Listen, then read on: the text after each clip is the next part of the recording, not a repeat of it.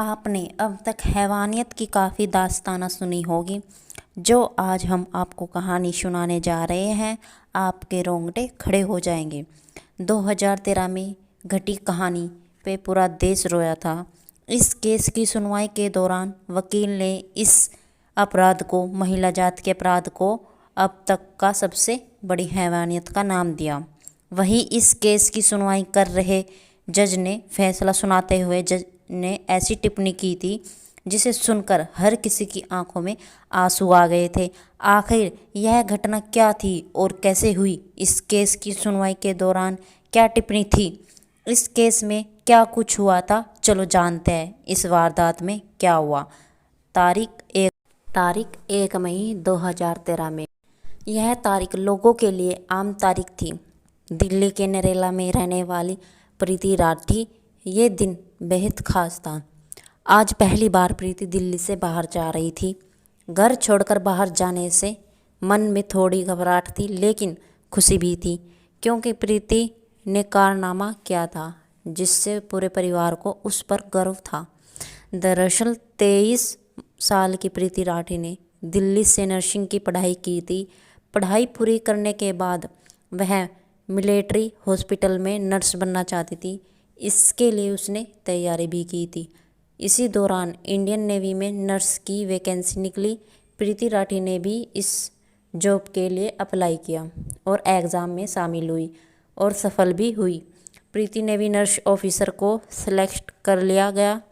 अब सभी कागजी कार्रवाई पूरी हो चुकी थी।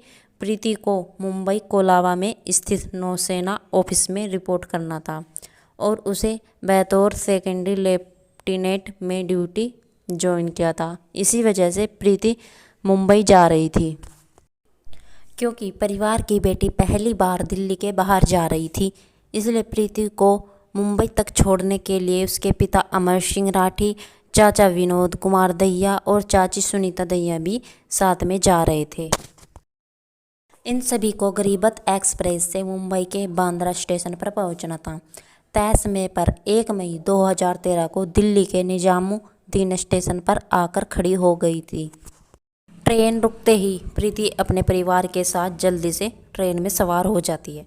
सभी परिवार वाले अपनी अपनी सीट पर बैठ जाते हैं। ट्रेन अपनी मंजिल की ओर चल पड़ी। इस ट्रेन में काफ़ी भीड़ भाड़ थी।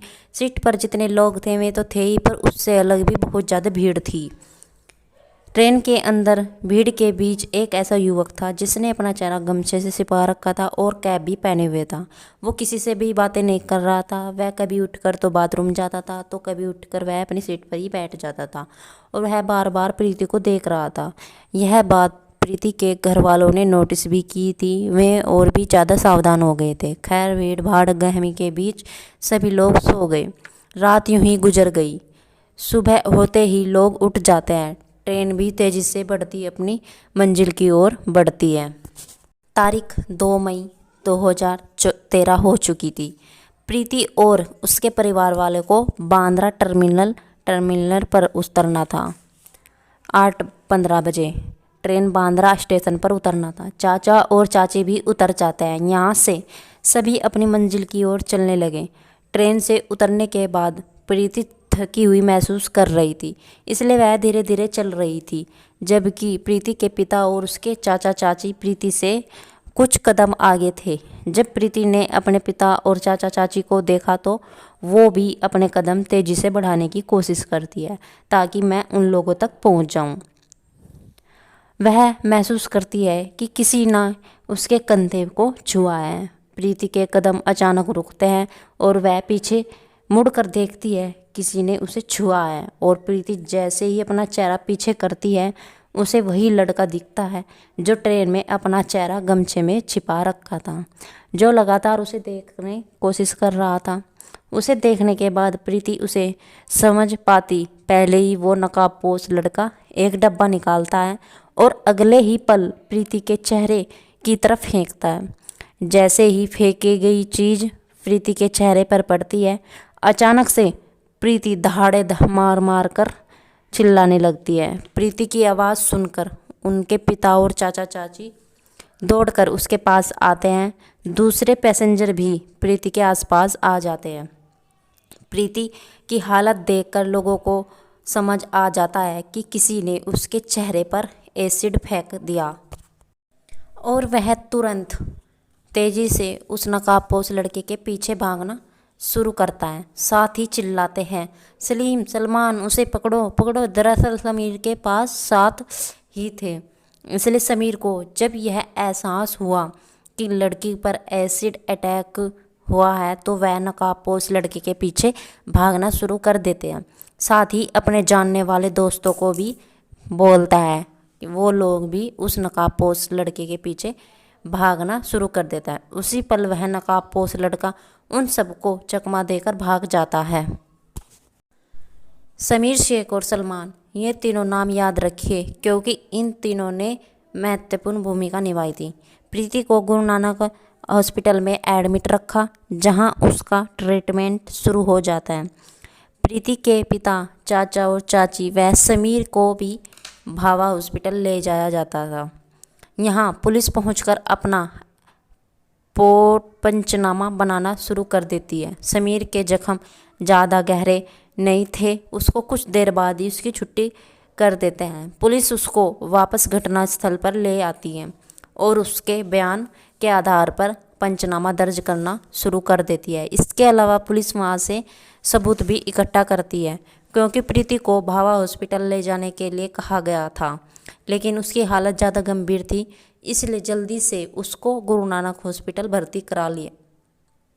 लेकिन समस्या यह थी कि गुरु नानक हॉस्पिटल में ब्लड यूनिट की सुविधा नहीं थी, कई अन्य सुविधा नहीं थी। लेकिन कुछ देर बाद गुरु नानक हॉस्पिटल से मसीना नामक हॉस्पिटल के लिए रेफ़र कर दिया। मसीना हॉस्पिटल पहुंचते ही प्रीति का इलाज शुरू होता है। इधर पुलिस भी प्रीति का बयान दर्ज करने के लिए मसीना हॉस्पिटल पहुंचती है, लेकिन जख्म इतना गहरा हुआ था कि प्रीति की आवाज़ जा चुकी थी, चेहरा जल चुका था, साथ ही उसकी गर्दन पर भी गंभीर घाव हुए थे। इस कारण प्रीति का बयान नहीं लिया जा सका। प्रीति के शरीर पर गहरे जख्म जरूर हुए थे, लेकिन प्रीति का हौसला टूटा नहीं था और वह पूरे जज्बे व हिम्मत से लड़ रही थी। प्रीति चाहकर भी कुछ नहीं बोल पा रही थी। उसने आंतों से बताने का इशारा किया।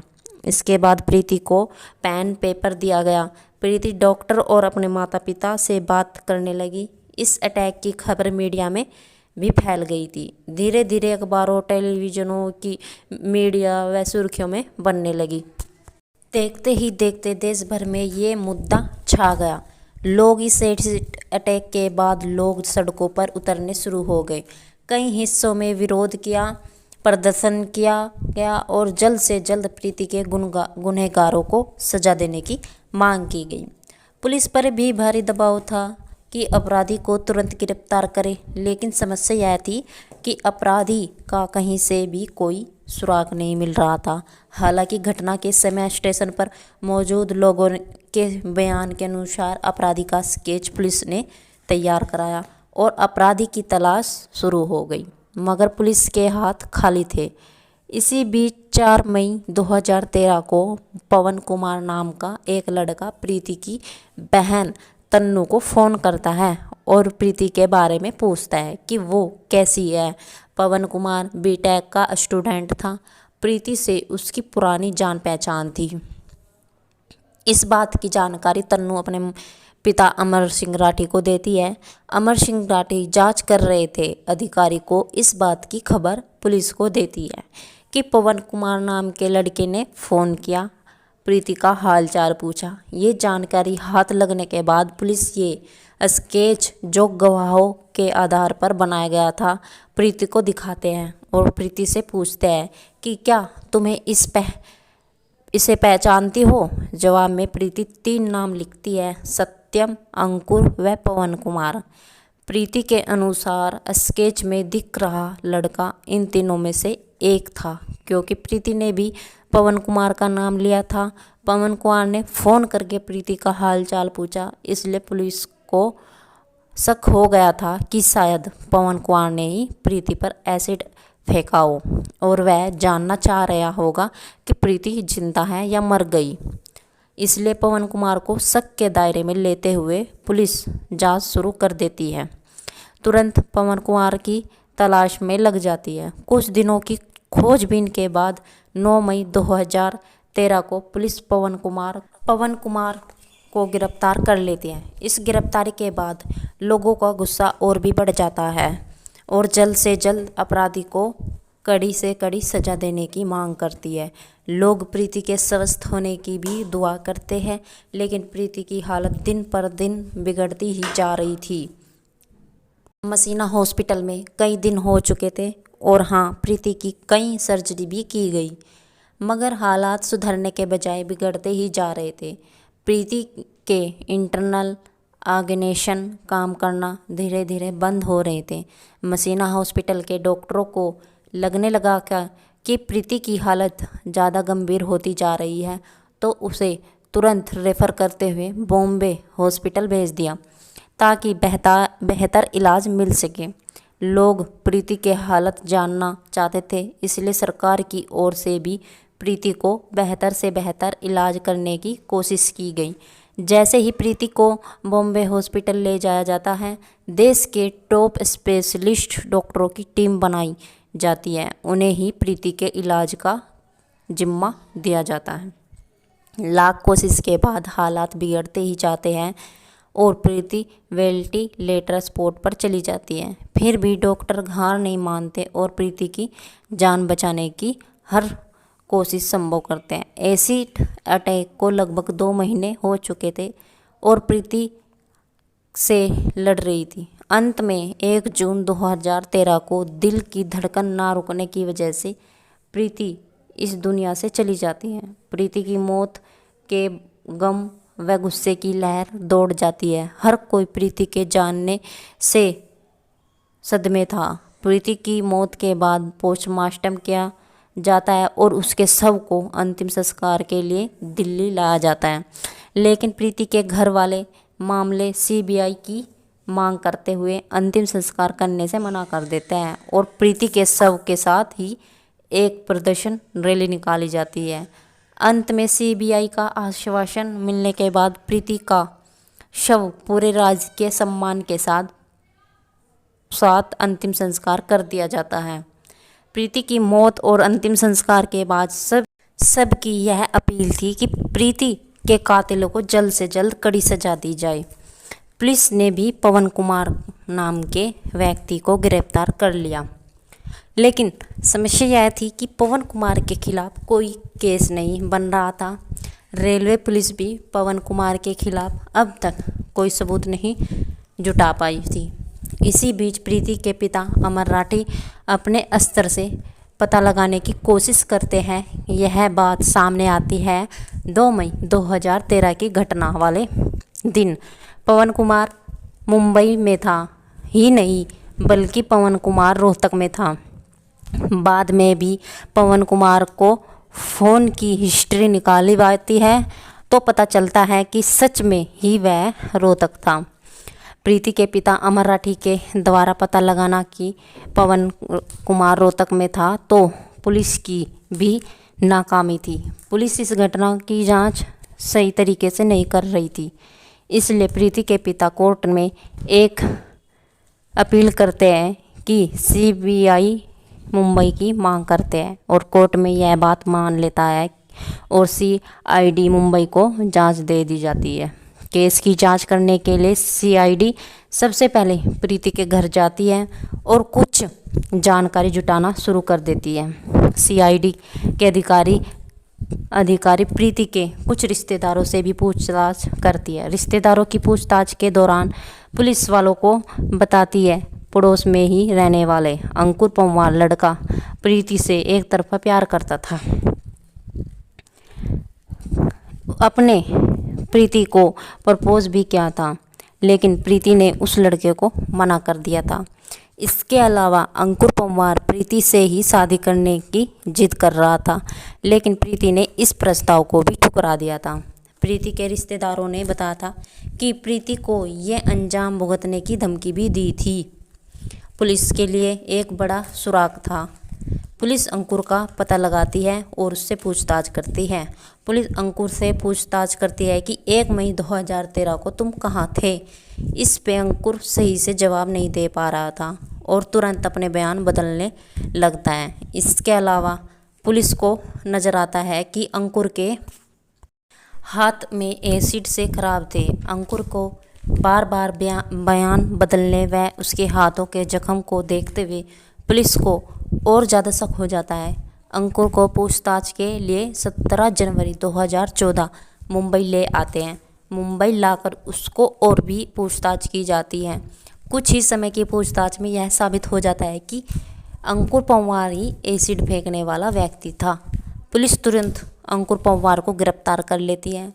उसे मेडिकल एग्ज़ाम के लिए रेफ़र कर देती है। हॉस्पिटल से आने के बाद अंकुर को पूछताछ में बताती भी है कि दरअसल अंकुर प्रीति को पसंद करता था और उससे ही शादी करना चाहता था, लेकिन प्रीति ने मना कर दिया था।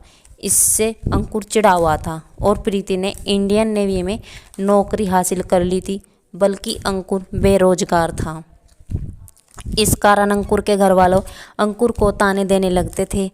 इससे भी अंकुर को प्रीति से जलन होने लगती है। इसी के बाद अंकुर ने तय कर लिया था कि प्रीति को सबक सिखाऊंगा। प्रीति ने नेवी में नौकरी हासिल कर ली थी। इस बात की जानकारी आसपास के लोगों को भी पता था। लोग ये भी सब जान चुके थे कि प्रीति 1 मई को मुंबई जा रही है। अंकुर को भी इस बात की जानकारी मिल गई थी, इसलिए वो ट्रेन में सवार हुआ था। वो ट्रेन के अंदर ही प्रीति के ऊपर एसिड फेंकने वाला था, लेकिन ट्रेन के अंदर भीड़ भाड़ काफ़ी ज़्यादा होने के कारण वह प्रीति के ऊपर एसिड नहीं फेंक सका। वैसे सुबह के 4 बजे अंकुर ट्रेन की टॉयलेट के बाहर भी खड़ा था और देख रहा था कि प्रीति यहाँ आए और उसके ऊपर एसिड डालूं, एसिड फेंक देगा, लेकिन प्रीति वहाँ नहीं आई। अंकुर का प्लान यहाँ पर भी फेल हो गया। आखिरी में प्रीति ट्रेन से उतरती है तो अंकुर एसिड फेंक देता है और अंकुर एसिड फेंक कर भागने लगता है। भागकर वह पीछे मुड़कर देखता है। अंकुर ने अपना गुनाह कबूल कर लिया था, लेकिन पुलिस के सामने सबूत जुटाने की बड़ी चुनौती दी थी। सबसे पहले पुलिस यह जुटाने की कोशिश करती है कि अंकुर को एसिड किसने दिया था। जांच पड़ताल के बाद खुलासा होता है कि अंकुर ने मुकेश भारद्वाज नाम के एक दुकान से ये कहते हुए एसिड खरीदा था कि उसने अंकुर बैटरीज के नाम से अपनी दुकान खोली है, इसलिए उसे एसिड चाहिए। उसने दुकानदार से कहा उसे बहुत ज़्यादा एसिड चाहिए और मुझे इस एसिड के लिए सैंपल दो। वह बहुत ज़्यादा एसिड खरीदने के लिए सैंपल चाहिए था, इसलिए दुकानदार ने उसे एक हॉर्लिक्स के डब्बे में एसिड दिया। सबूत और मजबूत होने के लिए अंकुर की फ़ोन डिटेल निकाली तो पता चलता है कि अंकुर 4 मई को निज़ामुद्दीन स्टेशन पर ही था। फिर उसकी लोकेशन 2 मई को घटना के समय मुंबई के बांद्रा स्टेशन पर थी। अंकुर ने एसिड फेंकने के बाद पीछे देखा था और उसका चेहरा समीर शेख व सलीम और सलमान ने भी देख लिया था, इसलिए इन दोनों ने भी उसको पहचान लिया था। अंकुर को मुंबई के हाई कोर्ट में फांसी की सज़ा सुनाई, लेकिन वह उसको फांसी की सज़ा नहीं हो सकी।